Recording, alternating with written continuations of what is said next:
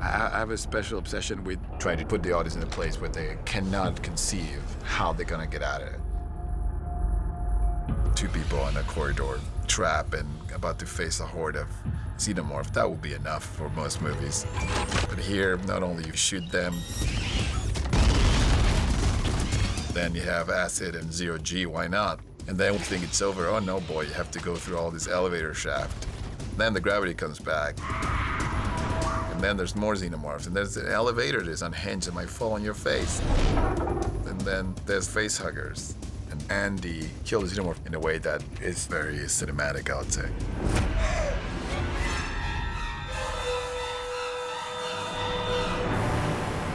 Event in 10, 9. My process is a bit insane sometimes, but when I'm shooting the scene, it has to work in front of my eyes.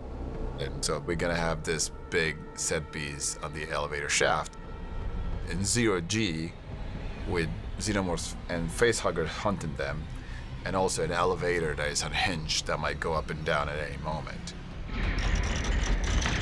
What we've done is we built essentially 4 elevator shafts, all different sizes and sections. 2 of them horizontal, 1 of them just has the interior of the elevator with a moving wall behind it, so we get the feeling that we're moving and we get Andy holding onto it there. Everything you see on that scene when it comes to the characters is all real. They're floating. We actually make the whole illusion better because once we had the actors on wire, the gravity was going to be pushing in a direction that you don't suspect. It was going to be pushing to a side. And so it really creates this great illusion of having the actors like spin in zero-G. Our elevator has been built in multiple sets, but we needed one that we could do the action in.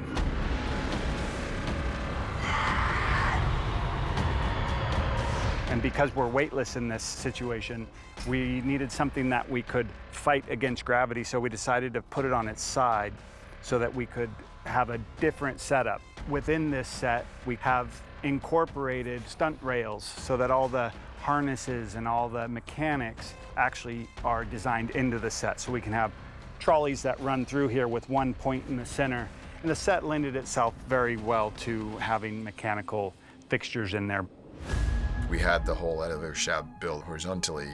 We could really pull those wires and get Kaylee to travel from one far end of the other one at like an incredible speed and create what it feels like an incredible thrilling fall in the movie.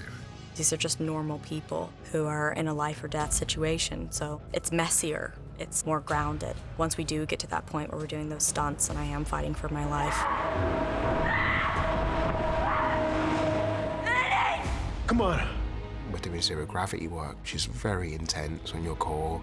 And I like to do my own stunts where I can, not to be cool, but just because it's fun. That's one of the joys I take in the work. It's just so physical to be able to do the spins they do, and they had to really work out, you know, which translates into great drama. Go!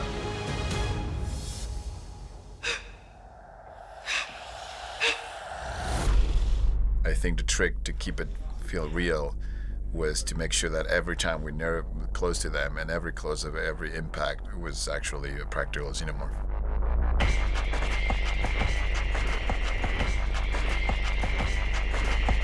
We create old camera tricks and techniques just to do this movie with techniques that were available 40 years ago. And we managed to create something that's way more photorealistic than if we would have done CG characters floating or people on the green screen. We also did a few shots against an LED wall where the actual background shot before and then put into a screen to get more close-ups. So some of those close-ups, what you see in the back is actually a screen, like an LED wall, protecting the real background. There was the intention from the beginning to almost quote directly moments from previous films. The face-to-face, obviously, it's a classic moment from Fincher's Alien 3. That is the first time that happened between Sigourney and the Xenomorph. It's never one technique. We knew that once we got to the horde climbing up the elevator shaft, there was no way around it. We were gonna need some CG. Once we're in the elevator shaft, there's lots of things that we have to enhance. So we were able to build a 5-story horizontal set. Sometimes you have to extend in order for it to feel like a 20-story elevator shaft. We have to remove cables and harnesses. We have to add atmosphere, things floating around, and then just help continuity as the cuts come together. The way we went about catching Rain when she falls in the elevator shaft is we actually had her on a harness with the stunt team. They did a great job of descending her and grabbing her. Obviously, everything had to do with her performance. We did it on the practical tunnel. In the editorial room, Betty wanted it to be a little bit more dramatic, and of course, our Xeno has to catch her. So on the day, we had wrapped a partial Xeno tail around her so we could shoot, and then that would be connected to her to make it feel like he really grabbed her. But to get the fall to happen and to make it as dramatic as Fetty wanted, we ended up adding a CG Xeno connected to that tail so that it feels very dramatic, like he caught her.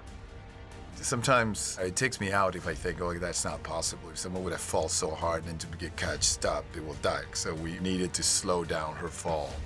Visual effects put a previs together, which Fede has kind of gone and created himself with the visual effects guys. You know, we know where the vertical set stops, I mean, where the horizontal set starts. So that is a great indicator for us.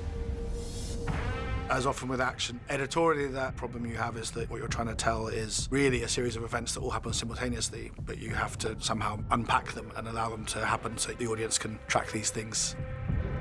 The gravity purge kicks in. Suddenly Rain's falling, but then not only is she falling, you then have the elevator that has previously been held in a state of non-gravity, also the acid that has been hanging in the air, so you suddenly are forced into a very quick editing style. The truth is, Rain falling down the elevator shaft, the whole thing would take 3 seconds, and yet we also have to show Andy catching the elevator and also the acid falling to the ground.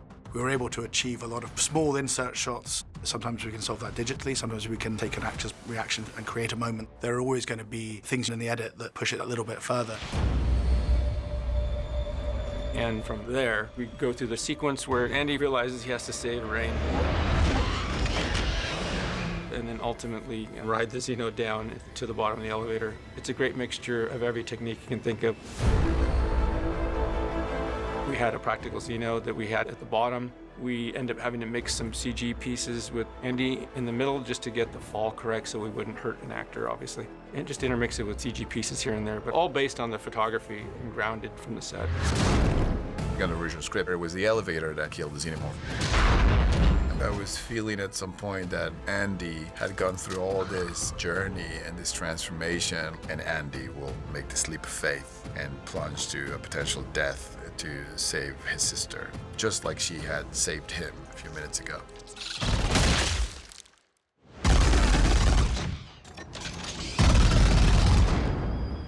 Get away from her.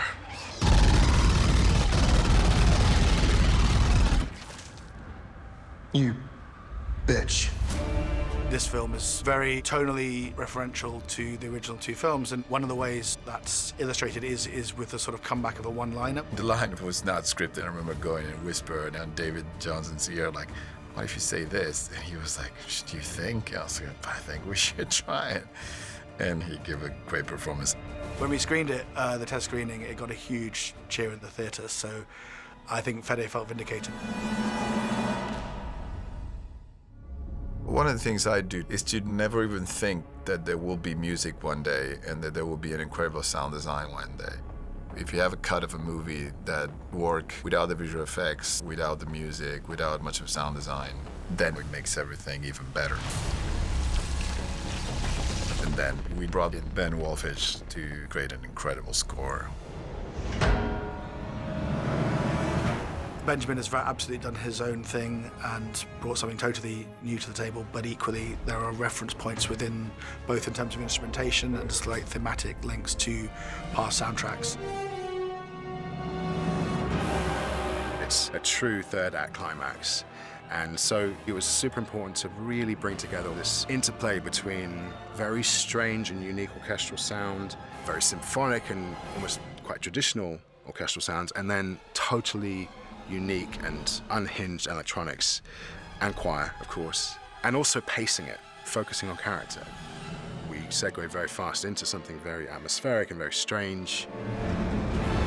We're much more in the electronic world still, but with a sense of propulsion, building to a point of almost something unbearable, where you're just building so much tension Our primary objective is to create something that feels utterly terrifying, but not in a cliched way. It needed to be super unique to the storytelling in this particular film, and also those characters.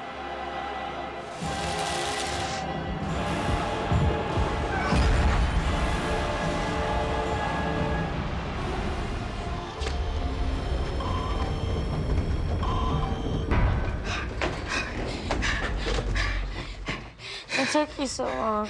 Let's get you out of here. My process is one of convincing myself I'm not doing enough, and that's why it's almost madness. I like movies that just really keep pushing it, and never have a dull moment. You never know how far it's gonna go. It was a big challenge that I'm really proud of how the scene ended up.